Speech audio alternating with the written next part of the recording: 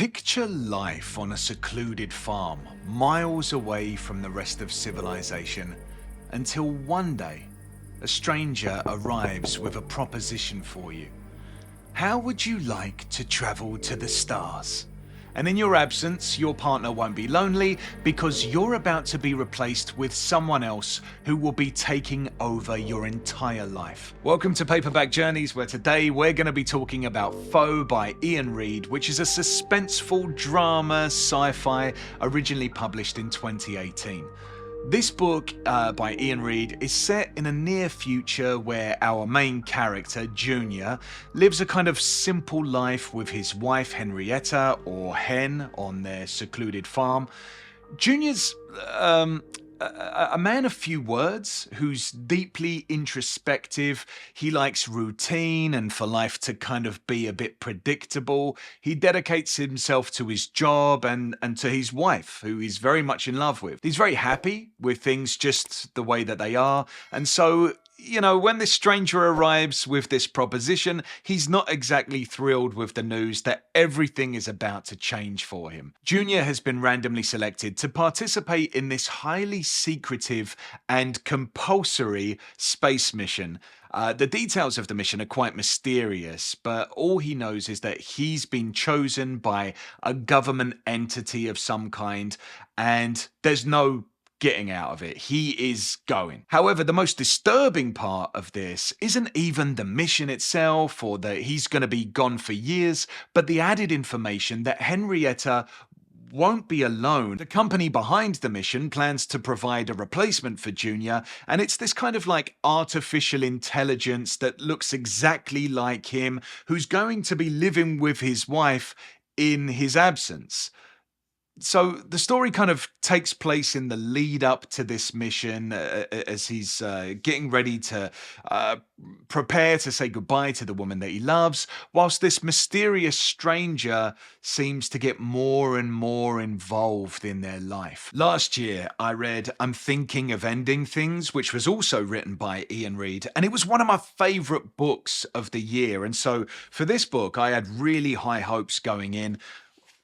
The thing about Iain Reid that I think is important to know when you read him is that it's best not to expect a straightforward traditional narrative. You are going to be confused and spend a lot of your time reading, asking yourself, what exactly is happening here? Why is this happening? You're given a view of a story that feels distorted, kind of as though you're looking at the story through a blurred lens, and you're just trying to understand what's going on.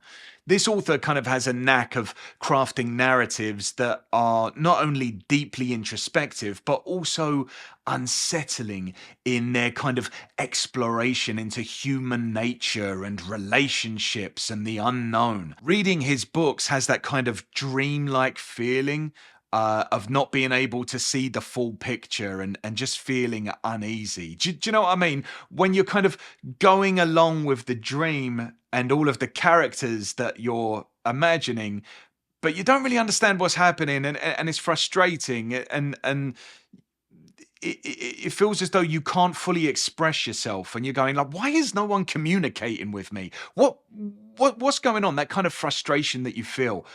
It's that is what it feels like to read Iain Reid. One of the things that I really enjoyed about this book is that it's set in the near future. So it kind of has that Black Mirror feel to it, where everything is mostly familiar, but every so often a piece of technology will pop up that's completely foreign and doesn't exist in our world. And it just reminds us that, no, this isn't the present time. This is maybe 20 years in the future. Although it's a little disorienting, I'd say that the language is really straightforward in this book, and so this is a really easy read. And one of the reasons for that is that there's only 3 characters in the entire book. First, you've got Junior, and he's a character that I felt a lot of sympathy for. He comes across as like a very vulnerable kind of person who doesn't know how to say no to people, but at the same time, he feels really protective of his wife. And we experience the story through his eyes in a first-person perspective. And so it's impossible not to feel the weight of the confusion and the frustration as his simple and kind of structured life is thrown into disarray by the sudden arrival of this stranger with this strange proposition. It's also clear how much he loves his wife, and as he prepares to leave her behind and go on this mission that he doesn't really understand, it just seems like she's growing distant from him, maybe to protect herself when he does finally have to leave her behind. And then next, you've got Henrietta, his wife. Henrietta is an elusive kind of a character to the point where it becomes frustrating. I felt like she was fading further and further away from the page as the story went on. There were times where I just wanted her so badly to just communicate with Junior. She's almost like a ghostly presence in the house that's floating around as Junior tries to speak with her. But whenever he does, the stranger is right there, just getting in between them, sticking his nose in. The stranger's name is Terence, and he is just this embodiment of the unwelcome guest. He's a constant irritant to Junior. Like I said, he's always getting in between Hen and Junior. Just very creepy. And he always seems to be happy and placating and patronizing, as though he's speaking to children. And the way that he's kind of inserted himself into their life is a nightmare for someone like me who really enjoys a lot of alone time. I just felt like I just wanted him to get off of me. When I was reading this book, that's what I kept thinking, get away from me. That's really the biggest theme of the book, is autonomy and identity. If you can be replaced with someone or something that is pretty much identical to you, then how much does your identity really matter? Does your life mean anything? Or is it just another commodity that's easily replaceable, like a car or a dish? It's quite a short book, but even so, it's able to take its time and, really spend time building up tension and suspense over a short period of time. It's very surreal. It's kind of Kafka-esque kind of a book, as it always feels like control is being taken away from the protagonist. It did feel a little bit repetitive at times, with Junior trying to ask questions and then constantly getting interrupted and interfered with. That happens over and over again. I'd recommend this book to people who like feeling confused, people who like psychological thrillers and solving puzzles. There's also some speculative sci-fi in here as well, and a lot of existential questions. It's pretty heady. Also, anyone that's looking for a light read probably won't like this. The book is densely packed with themes and symbolism. I think people who like this book will also enjoy similar books, such as I mentioned, I'm Thinking of Ending Things by Iain Reid. That's like a tense psychological thriller that follows a couple on the road trip to visit the boyfriend's parents on a remote farm, where the girlfriend kind of contemplates ending their relationship, but then the journey quickly takes a turn into the surreal, unraveling, kind of spine-chilling exploration of identity and reality. Also, The Memory Police by Yoko Ogawa. Another book you might like is Never Let Me Go by Kazuo Ishiguro. This is like a dystopian novel that reveals the lives of Kathy, Tommy, and Ruth, I think it was.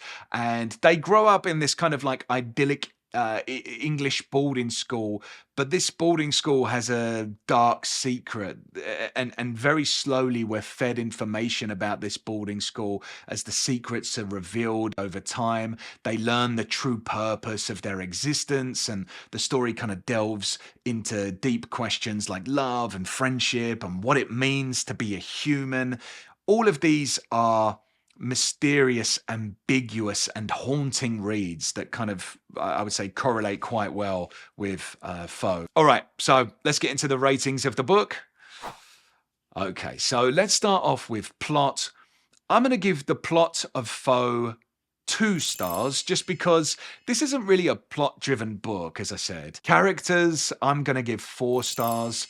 Terence, the stranger that I was talking about, he's very annoying, but he's also very creepy. And because there were only 3 characters, even though it's a short book, it's able to dig deep into each one of the characters while still maintaining that mystery. So, yeah, I thought the characters were really interesting. Setting, I'm going to give 5 stars. They're out in the middle of nowhere, but that's kind of perfect for a story like this. It's like their whole life is happening in a kind of like a vacuum, and it adds to that kind of oppressive feeling that open spaces can sometimes give. Originality, I'm going to give it 5 stars. I have to admit, some of the events in this book I did predict would happen, but just because I saw some things coming, I don't think that that means that necessarily it wasn't original.